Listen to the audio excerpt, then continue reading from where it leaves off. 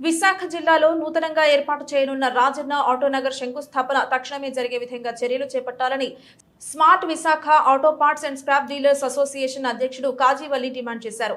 మంగళవారం Visakha press club లో ఏర్పాటు చేసిన మీడియా సమావేశంలో ఆయన మాట్లాడుతూ విశాఖ జిల్లాలో ఆటోమొబైల్ రంగంపై సుమారు 10,000 మంది కార్మికులు ఆధారపడి జీవనం సాగిస్తున్నారని, తక్షణమే చాలా కాలంగా పెండింగ్ లో ఉన్న రాజన్న ఆటోనగర్ శంకుస్థాపన కార్యక్రమం జరిగే విధంగా కలెక్టర్, వైసీపీ పెద్దలు ప్రత్యేక దృష్టి సారించాలని కోరారు.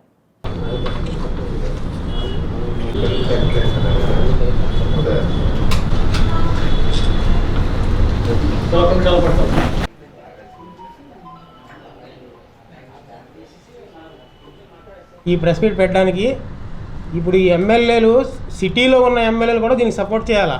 ఎందుకంటే నెంబర్స్ అందరూ కూడా సిటీలో అందరూ ఉన్నారు. ఇందులో ఒక్క సౌత్లో నెంబర్లే కాదు, ఇది ఆటోనగరు మొత్తం సిటీలో ఉన్న అందరూ. ఓన్లీ ఎండాడకే 1,500 మంది ఉన్నారు వర్కర్లు, నెంబర్లు. ఇందులో ఉన్నది 1,500 మంది ఓన్లీ ఎండాడ, తగరపోస, ఆనందపురం. ఇది ఒక్కటే సౌత్ సౌత్ సౌత్ అంటున్నారు. సౌత్ ఒకటే కాదు, ఇది మొత్తం అందరి ఎమ్మెల్యేలకు సంబంధించింది ఈ ఆటోనగరు. ఒక్క ఎమ్మెల్యే మీదే ఇలాగా ఈ ఎమ్మెల్యే పట్టించుకోవట్లేదు, ఈ ఎమ్మెల్యే చేయట్లేదు అనడం అది తప్పుగా, చాలా అది అవాస్తవాలు. ఎమ్మెల్యే గారు అంటే కొన్ని రోజులుగా మాకు స్పందించట్లేదు కొన్ని విషయాల్లో, అంతవరకే కానీ ఇందులో బ్యాడ్ ఏం లేదు. ఈ అవకాశం తీసుకొని చాలామంది ఏంటంటే అవకాశంగా ఈ ఎమ్మెల్యే గారు ఇలా చేస్తున్నారు అలా చేస్తున్నారు అనడం అది కరెక్ట్ కాదు. అది మాకైతే మాత్రం ఇప్పుడు దాకా ఎమ్మెల్యే గారు బాగానే సహకరించారు. ఇది ఒక సౌత్కే అనుకుంటున్నారేమో అందరు ఎమ్మెల్యేలకు సంబంధించింది ఇది ఆటోనగర్ అనేది. మొత్తం సిటీ మొత్తం ఉంది ఇందులో. మెంబర్షిప్, వర్కర్లు వెళ్ళి సిఐటి వాళ్ళకి ఒత్తిడి తేయడంతో వాళ్ళు ఏమొచ్చి ధర్నాలు చేయడం చేస్తున్నారు. మన సైట్ దగ్గరికి వెళ్ళారంట. ఏపీఐ జడ్ఎం గారు చెప్పారు ఇలాగని. అయిపోయింది, అక్కడ ఫ్లాట్లు వేస్తున్నారంటే వీళ్ళు వెళ్ళారు. అక్కడికి వేస్తే ఫ్లాట్లు లేవు, ఏమీ లేదు. లేకపోవడంతో మా మీదకి వచ్చి ఇదంతా ఒత్తిడి తెచ్చడం మా మీద జరుగుతుంది.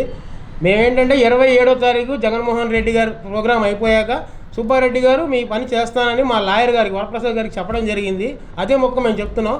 కానీ ఎవరు నమ్మదలుచుకోవడం లేదు. ఇప్పుడు దాకా లాగేశారు. ఇప్పుడు ఎలక్షన్ కూడా వస్తుంది, ఇది ఇలాగే సాగదీసిస్తారు. గత గవర్నమెంట్లో 5 సంవత్సరాలు సాగదీశారు, ఈ గవర్నమెంట్లో కూడా 5 సంవత్సరాలు సాగదీస్తారు అనే ఒత్తిళ్ళు మా మీద చాలా వస్తున్నాయి.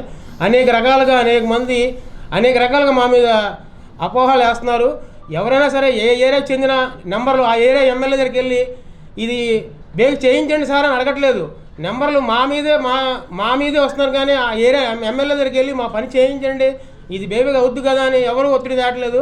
ఓన్లీ సౌత్కే చెందిన అనుకుంటున్నారు. ఈ సౌత్ కాదు, సిటీ మొత్తం చెందింది. ఇది మొత్తం సిటీ మొత్తం చెందింది ఆటోనగర్. ఇది మొత్తం 10,000 కుటుంబాలు ఉంటాయి ఇందులో. జీవనాధారం 7,500 మంది వర్కర్సే ఉన్నారు ఇందులో. నెంబర్లు 2,500 మంది ఉన్నారు. దీని గురించి ప్రభుత్వం కొద్దిగా స్పందించి త్వరలోనే ఈ ఆటోనగర్ శంకుస్థాపన చేస్తే చాలా చాలా సంతోషంగా ఉంటుందని నేను మనస్ఫూర్తిగా కోరుకుంటున్నాను. రేపు 27వ తారీఖు కూడా మా సహకారం వైసీపీ గవర్నమెంట్కి ఉంటుంది. వెళ్ళి మేమందరం కూడా అందులో పార్టిసిపేట్ చేస్తాం. నా తరపున, ప్రెసిడెంట్ తరపు నుంచి నేను వాగ్దానం ఇస్తున్నాను. అలాగే నిన్నటి రోజున సిఐటి వారికి మా యొక్క యూనియన్లో ఉన్న సభ్యులందరూ కూడా వారికి వెళ్ళి సమస్యని చెప్పడంతో సిఐటి వారు అందరూ కూడా వచ్చి రోడ్డు మీద ధర్నా చేయడం మొదలుపెట్టారండి. సిఐటి వారు వారి యొక్క సమస్యను పరిష్కరించాలని చెప్పి రోడ్డు మీద ధర్నా దిగడం జరిగింది. ఇది అంతటి కూడా ఎందుకు జరుగుతుందంటే, గత కొద్ది రోజుల కిందట కలెక్టర్ గారు మాకు 157 ఎకరాలకు సంబంధించిన రెవెన్యూ అమౌంట్ వచ్చేసిందని చెప్పడం, మేము ఆనందంతో సంబరాలు జగనన్న గారి ఫోటోకి పాలాభిషేకం చేసి 10,000 మంది పైగా ఆ యొక్క ఘన విజయంగా అది చేయడం జరిగింది. దానికి తోడు నిన్నటి రోజున మన ఏపీఐసి జడ్డమ్మ గారేమో అక్కడ సైట్లో వర్కులు జరుగుతుందని నేను చెప్పడంతో మేమందరం కూడా పెద్దలు వెళ్ళి సైట్ దగ్గరికి వెళ్ళి చూస్తే అక్కడ ఏమీ కూడా పనులు జరగట్లేదు. ఇదంతా కూడా ఒక రాజకీయ సీనియర్ అధికారులు కానీ లేదంటే కొంతమంది నాయకులు కానీ దీన్ని ఎక్కడో అడ్డుకుంటున్నారని మా యొక్క యూనియన్లో ఉన్న సభ్యులందరూ కూడా సిఐటిని ఆదర్శించడం జరిగింది.